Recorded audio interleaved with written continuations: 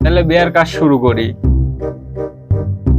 দুধগাড়ি নিবাসী মোহাম্মদ মফিজের ছেলে মোহাম্মদ মানিকের সাথে ওয়ালসুরা নিবাসী মোহাম্মদ করিমের 2 নম্বর কন্যার সাথে। দুলা ভাই, আমি 2 নাম্বার মিয়া বিয়া করব না, ভালো মিয়া বিয়া করব। আরে বলো, মিয়া তো ভালো, মিয়ারা কি হইব? কাজী সাহেব শুরু করে।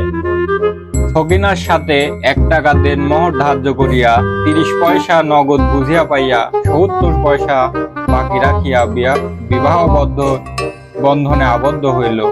আপনি কি রাজি আছেন? বলেন ভাই কবুল। কবুল। বলেন ভাই কবুল। কবুল কবুল কবুল।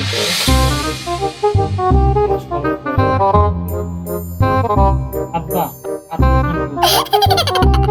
এ হারামজাদা, এসব কি করছ? জামাই কি হুঁশে খাটো না? আরে জামাই ভালো।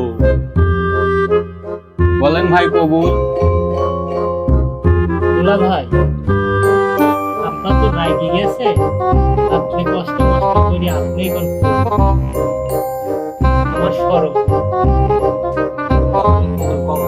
একবার কবুল হয় কি তোমার শখ মিটে নাই, আবার কবুল হওয়া লাগবে।